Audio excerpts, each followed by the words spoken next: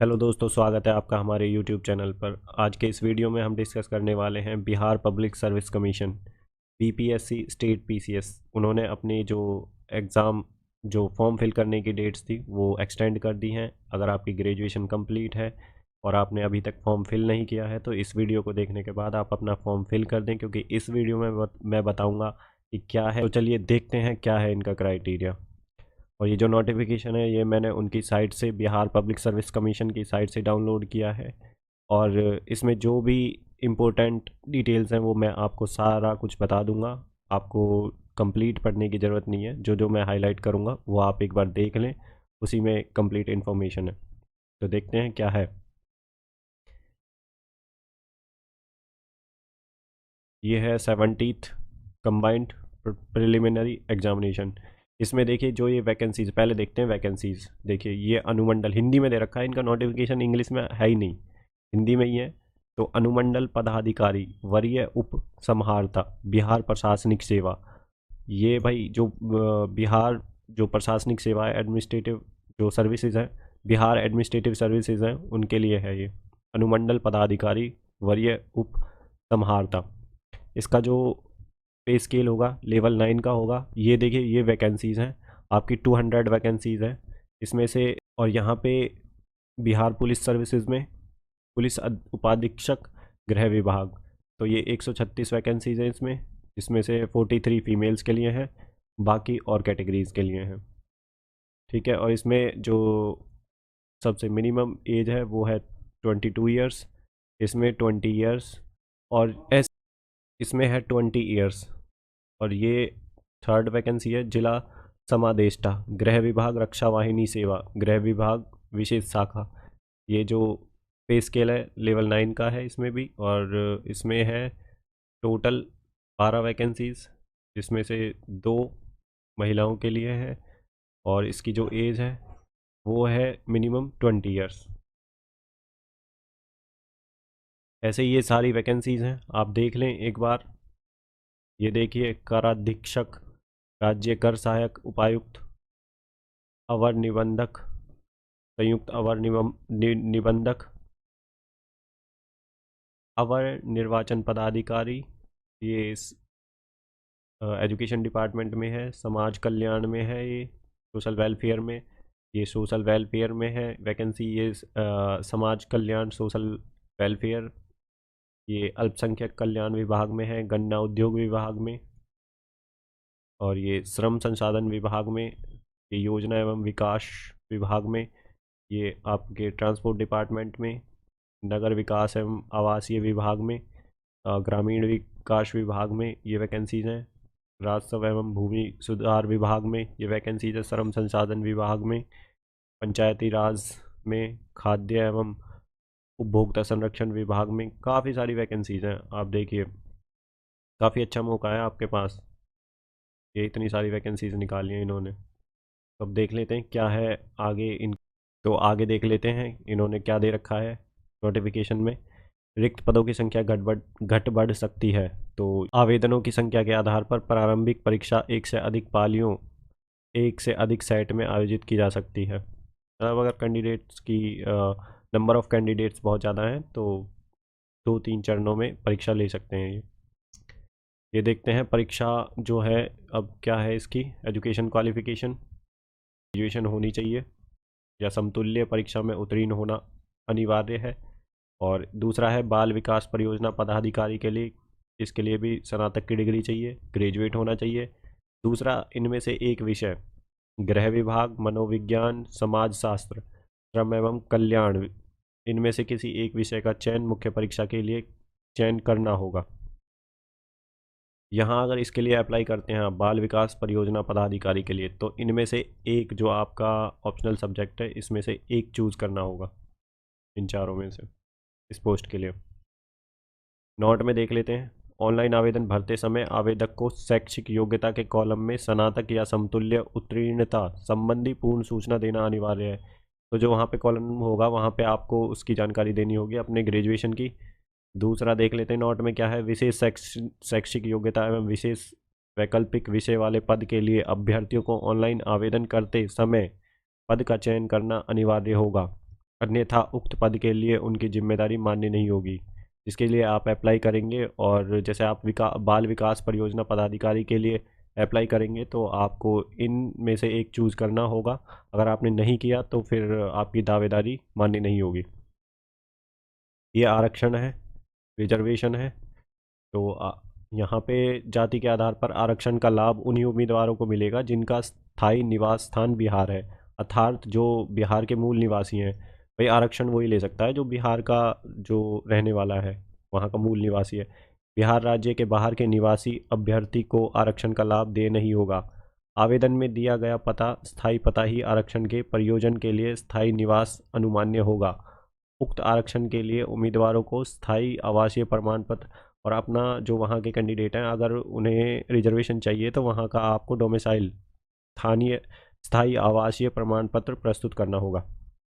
उसके बाद देख लेते हैं अनुसूचित जाति और अनुसूचित जनजाति, यहाँ पे प्रमाण पत्र देना होगा, और स्थायी निवासी मूल निवासी डोमिसाइल प्रमाण पत्र भी जमा करवाना होगा। यहाँ पे पिछड़ा वर्ग और अत्यंत पिछड़ा वर्ग के उम्मीदवारों को क्रीमी लेयर रहित प्रमाण पत्र जमा, जो ओबीसी हैं उन्हें नॉन क्रीमी लेयर का सर्टिफिकेट जमा कराना होगा।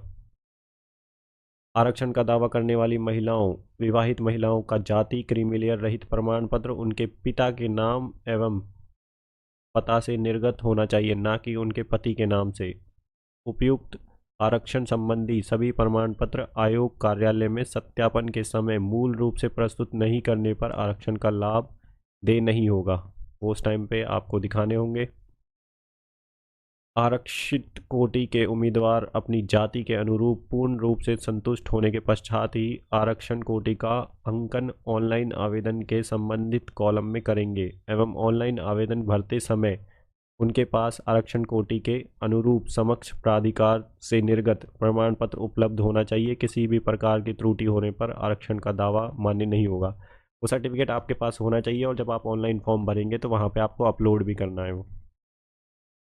यहाँ पे देखिए जो कोड हैं इनके आरक्षित कोटि के, जो रिजर्वेशन के कोड हैं, अनरिजर्व के लिए कोड है 01, शेड्यूल कास्ट के लिए कोड है 02। फॉर्म फिल करते टाइम आपको भरना होगा ये। शेड्यूल कास्ट शेड्यूल ट्राइब के लिए है 03, एक्सट्रीमली बैकवर्ड क्लास के लिए है 04, बैकवर्ड क्लास के लिए है 05, और बैकवर्ड क्लास लेडीज़ के लिए है 06, इकोनॉमिकली वीकर सेक्शन के लिए है 07। ये जब आप ऑनलाइन फॉर्म भरेंगे तो आपको फिल करना होगा यहाँ से कोड देख के। आगे देखते हैं और क्या है इम्पोर्टेंट इन्फॉर्मेशन। अनापत्ति प्रमाण पत्र इत्यादि को अपलोड करते हुए निर्गत, देखो ये जो सारे आप प्रमाण पत्र अपलोड करेंगे, अपना मैट्रिक का सर्टिफिकेट अपलोड करना होगा, स्नातक जो आपकी ग्रेजुएशन की डिग्री है या उसके समतुल्य कोई डिग्री है, औपबंधिक प्रमाण पत्र प्रोविजनल सर्टिफिकेट है, अनुसूचित जाति जनजाति का सर्टिफिकेट प्रमाण पत्र जिसे बोलते हैं, अत्यंत पिछड़ा वर्ग क्रीमी लेयर रहित प्रमाण पत्र, आर्थिक रूप से कमजोर वर्गों के लिए आय एवं परिसंपत्ति प्रमाण पत्र, स्थायी आवासीय प्रमाण पत्र, बिहार राज्य के स्वतंत्रता सेनानी के पोता पोती नाती नातिनी का प्रमाण पत्र, दिव्यांगता प्रमाण पत्र, अधिकतम उम्र में छूट संबंधी प्रमाण पत्र, अनापत्ति प्रमाण पत्र इत्यादि को अपलोड करते हुए निर्गत संख्या एवं तिथि, ये चीज़ ध्यान रखनी है आपको, संख्या एवं तिथि ऑनलाइन आवेदन में अंकित किया जाना आवश्यक है। जब आप ऑनलाइन फॉर्म भरेंगे तो आप जब ये सर्टिफिकेट की संख्या और उसकी तिथि ये तो भरनी ही पड़ेगी आपको। इंटरव्यू के दौरान ऑनलाइन आवेदन में अपलोड किए गए जो प्रमाण पत्र आप अपलोड करेंगे ऑनलाइन फॉर्म में, को ही मूल में प्रस्तुत करना अनिवार्य होगा। मतलब तब वो आपको ये दिखाने होंगे। और उससे अगर दूसरा आपने दिखाया कोई प्रमाण पत्र, जैसे मान लो आपका कास्ट सर्टिफिकेट है, आपने फॉर्म फिल करते टाइम तो पुराना वाला लगा दिया था, लेकिन आपने उसके बाद इंटरव्यू के टाइम पे नया बनवा लिया, तो वो ऐसे नहीं चलेगा। जो आपने फॉर्म फिल करते टाइम लगाया था वही आपको इंटरव्यू के दौरान दिखाना होगा। कहना है कि जो प्रमाण पत्र बनवाना है आपको वो ऑनलाइन फॉर्म भरने से पहले ही बनवा लें, क्योंकि अगर आप उसके बाद बनवाएंगे तो उसका कोई वो मान्य ही नहीं होगा। तो जब तक ऑनलाइन फॉर्म की लास्ट डेट है उससे पहले ही अपना फॉर्म, अपना जो भी सर्टिफिकेट है, डोमिसाइल का, कास्ट सर्टिफिकेट है, जो भी है वो आप बनवा के पहले ही रख लें। उम्र सीमा देख लेते हैं। न्यूनतम उम्र सेवावार 20 वर्ष, 21 वर्ष, 22 वर्ष एवं अधिकतम अनारक्षित अनरिजर्व पुरुष 37 वर्ष, अनारक्षित महिला 37 वर्ष, पिछड़ा वर्ग एवं अत्यंत पिछड़ा वर्ग पुरुष और महिला 40 वर्ष, अनुसूचित जाति और अनुसूचित जनजाति पुरुष एवं महिला 42 वर्ष। ये एज है। आयोग द्वारा मैट्रिकुलेशन या समतुल्य प्रमाण पत्र में अंकित उम्मीदवार की जन्मतिथि मान्य की जाएगी। जो उसका मैट्रिकुलेशन सर्टिफिकेट में जो जन्मतिथि है वो ही मानी जाएगी। आगे देखते हैं और क्या है इन्फॉर्मेशन काम की। उक्त परीक्षा के लिए ऑनलाइन आवेदन पत्र भरने वाले अभ्यर्थी को अपनी जाति के अनुरूप आरक्षण कोटि को सही एवं स्पष्ट रूप से उद्धृत करना अनिवार्य होगा। वो आप जब फॉर्म फिल करेंगे तो आपको जो रिजर्वेशन कैटेगरी में आते हैं उसको आपको भरना होगा। ये शारीरिक क्षमता है। ये जब आप पुलिस सेवा के लिए कुछ फिजिकल जो स्टैंडर्ड टेस्ट है वो भी आपको देना होगा। बाद है शुल्क। देखिए, अभ्यर्थी को प्रत्येक परीक्षा यथा 70th CCE CDPO के लिए बायोमेट्रिक फ़ी के रूप में 200 रुपये तथा अलग अलग प्रत्येक परीक्षा 70th CCE CDPO के लिए कोटिवार निम्न शुल्क जमा किया जाना है। जैसे अनरिजर्व कैटेगरी के लिए 600 है। केवल बिहार राज्य के अनुसूचित जाति अनुसूचित जनजाति के लिए 150 रुपीज़ है, 150 रुपये है। बिहार राज्य के स्थायी निवासी सभी आरक्षित अनारक्षित वर्ग महिलाएं उम्मीदवारों के लिए 150 रुपये। दिव्यांग अभ्यर्थियों के लिए 40% या उससे अधिक के लिए 150 रुपये। अन्य सभी उम्मीदवारों के लिए 600 रुपये। जो अनरिजर्व कैटेगरी के हैं उनके लिए जो फीस होगी फॉर्म फीस वो 600 है। आगे देखते हैं क्या है, नोट में देखते हैं क्या है। वैसे अभ्यर्थी जिनके द्वारा ऑनलाइन आवेदन में पहचान पत्र के रूप में आधार संख्या आधार नंबर अंकित किया जाता है उन्हें बायोमेट्रिक फ़ी के रूप में 200 रुपये अतिरिक्त शुल्क का भुगतान नहीं करना होगा।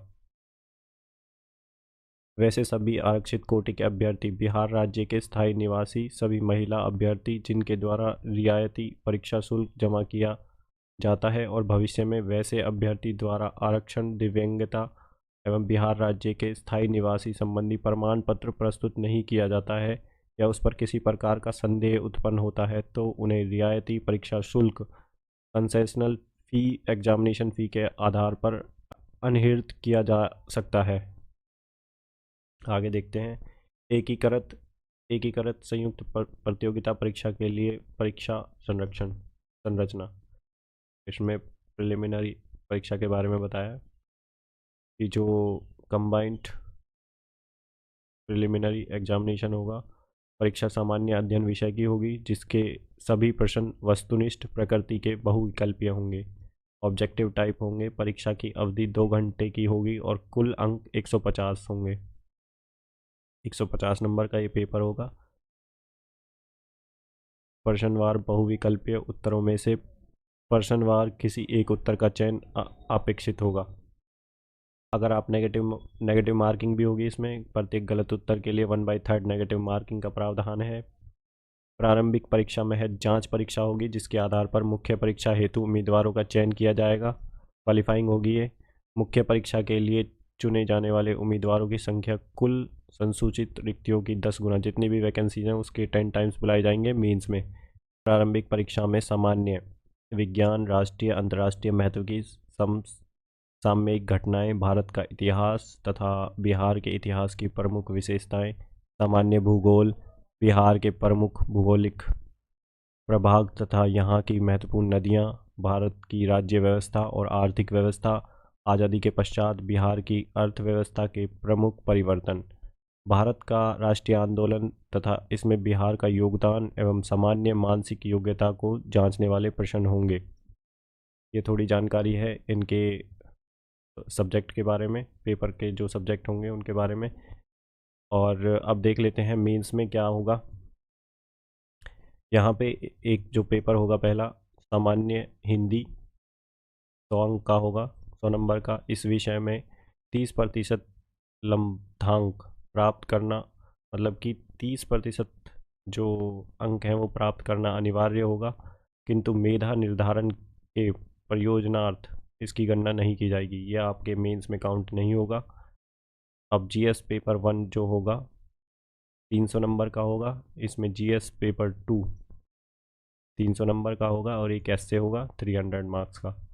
इसमें निम्नलिखित ऐच्छिक विषय में से एक विषय का चयन करना होगा जो 100 अंक 100% वस्तुनिष्ठ एमसीक्यू आधारित होगा। राज्य सरकार द्वारा निर्धारित न्यूनतम प्राप्तांक प्राप्त करना अनिवार्य होगा, परंतु मेधा निर्धारण के प्रयोजनार्थ इसकी गणना नहीं की जाएगी। यहाँ पे देखिए ये है कृषि विज्ञान, ये जो आपके जो सब्जेक्ट हैं यहाँ पे चूज करने हैं, इन्होंने कहा ना ये इसमें से एक सब्जेक्ट आपको चूज करना पड़ेगा, जो भी दे रखे हैं देख लेना आपको जो भी चूज करना है।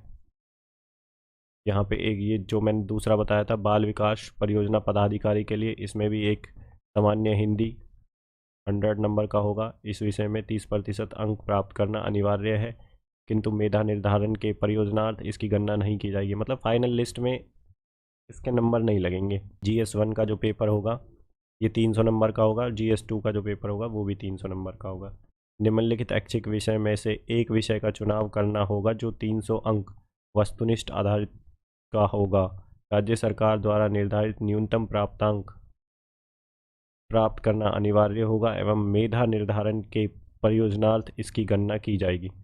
इनमें से आपको एक विषय चूज करना होगा, ठीक है। प्रारंभिक प्रतियोगिता परीक्षा में सफल अभ्यर्थियों से मुख्य लिखित परीक्षा हेतु अलग से ऑनलाइन आवेदन पत्र भरवाया जाएगा, जिसमें सफल अभ्यर्थियों द्वारा निर्धारित अवधि में परीक्षा शुल्क विहित प्रक्रिया से जमा करना होगा। ये उसके लिए फॉर्म भरवाएंगे जब आपका प्री क्वालिफाइड हो जाएगा।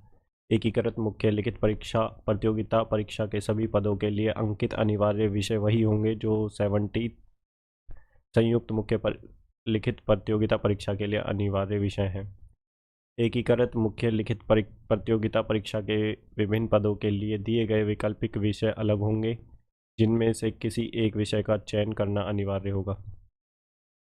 उसके बाद जो आपका क्वेश्चन पेपर होगा हिंदी इंग्लिश दोनों भाषाओं में रहेंगे। आगे देख लेते हैं क्या है। मुख्य लिखित परीक्षा में प्राप्त अंकों के आधार पर व्यक्तिगत परीक्षण मीन्स इंटरव्यू के लिए बुलाए जाने वाले उम्मीदवारों की संख्या अधियाचित रिक्तियों के 2.5 गुना, मतलब कि 2.5 गुना आपके जितनी वैकेंसीज हैं उसके 2.5 गुना ही बुलाए जाएंगे इंटरव्यू में। कोटिवार समान कट ऑफ अंक प्राप्त करने वाले सभी उम्मीदवारों का चयन व्यक्तिगत परीक्षण के लिए किया जाएगा। अब देख लेते हैं तीसरा क्या है कि इंटरव्यू में मुख्य परीक्षा में सफलीभूत उम्मीदवारों का व्यक्तित्व परीक्षण 120 अंकों का, मतलब कि जो आपका इंटरव्यू होगा वो 120 अंक का होगा, 120 नंबर का। उसके बाद देखते हैं क्या है और आगे। व्यक्तिगत परीक्षण हेतु आमंत्रित उम्मीदवारों को व्यक्तिगत परीक्षण में भाग लेना अनिवार्य है, अन्यथा वे अंतिम परीक्षाफल हेतु बनाए जाने वाले मेधा सूची में शामिल नहीं किए जाएंगे। इंटरव्यू तो देना ही होगा भैया आपको जब मेंस क्लियर हो जाएगा। ये है 70वीं संयुक्त मुख्य परीक्षा के 900 अंक सामान्य अध्ययन प्रश्न पत्र प्रथम पत्र 300 मार्क्स अंक, सामान्य अध्ययन द्वितीय पत्र 300 अंक, निबंध 300 अंक एवं साक्षात्कार के लिए 120 अंक, इंटरव्यू के लिए 120 अंक, टोटल 1020 अंकों के आधार पर जो आपकी मेरिट लिस्ट लगेगी वो तैयार की जाएगी। आरक्षण कोटिवार अंतिम परीक्षाफल का प्रकाशन किया जाएगा।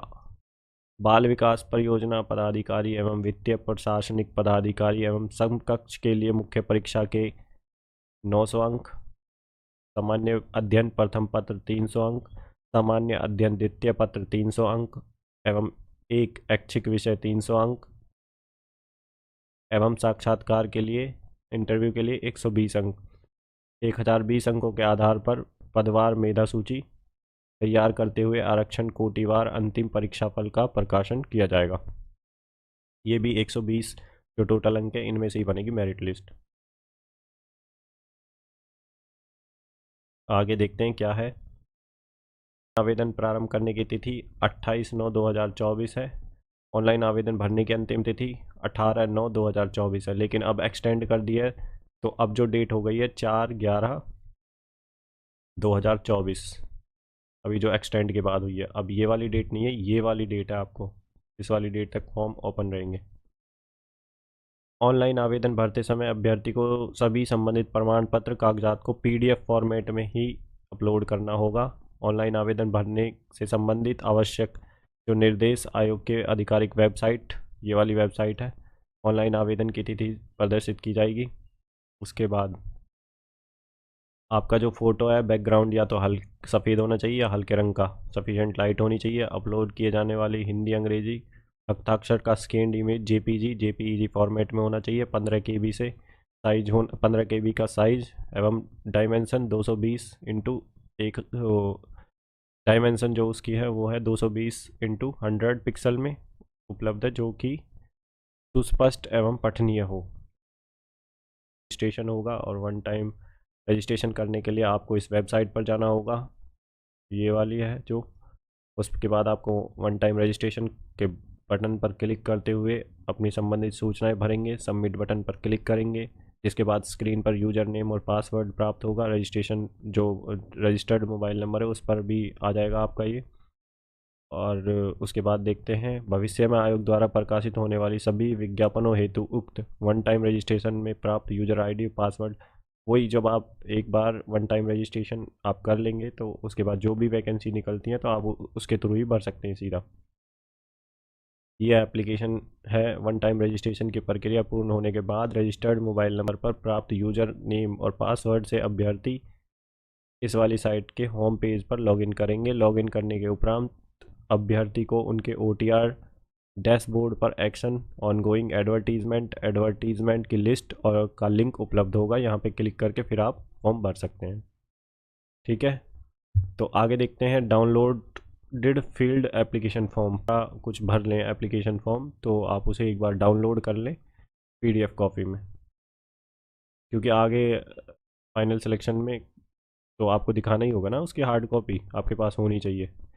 और यहाँ पे ऑनलाइन आवेदन में की गई प्रविष्टि में एडिट करने का कोई प्रावधान नहीं है, एडिट नहीं होगा जो आपने इन्फॉर्मेशन भर दी है। तो आपने सोच समझ के ही इन्फॉर्मेशन अच्छे से भरना, देख के अपने सारे डॉक्यूमेंट्स को। जो लास्ट में दे रखा है ये है उम्मीदवारों की शारीरिक परीक्षा संबंधी नियमावली। ये आप एक बार देख लें क्या क्या इसमें मांगा है इन्होंने। ये बिहार पुलिस सर्विसेज के लिए है, जो सारी चीज़ें हैं आप एक बार पढ़ लें धीरे धीरे। मैं पलट रहा हूँ इसे और ले जा रहा हूँ, तो आप अपने अकॉर्डिंग देख लें आपका जो स्टैंडर्ड इन्होंने मांगा है ये बिहार पुलिस सेवा में। तो ये क्या क्या आपका जो मेडिकल जो आपकी जांच होगी उसमें क्या क्या जांच करेंगे ये, तो आप देख लें। तो ये थी बिहार पब्लिक सर्विस कमीशन की कंप्लीट इन्फॉर्मेशन। दोस्तों अगर आपने चैनल को सब्सक्राइब नहीं किया है तो चैनल को सब्सक्राइब कर लें, क्योंकि फर्दर अपडेट्स किसी भी एग्ज़ाम से रिलेटेड आपको यहीं पर मिल जाएंगी, इसी प्लेटफॉर्म पर मिलेंगी। ठीक है।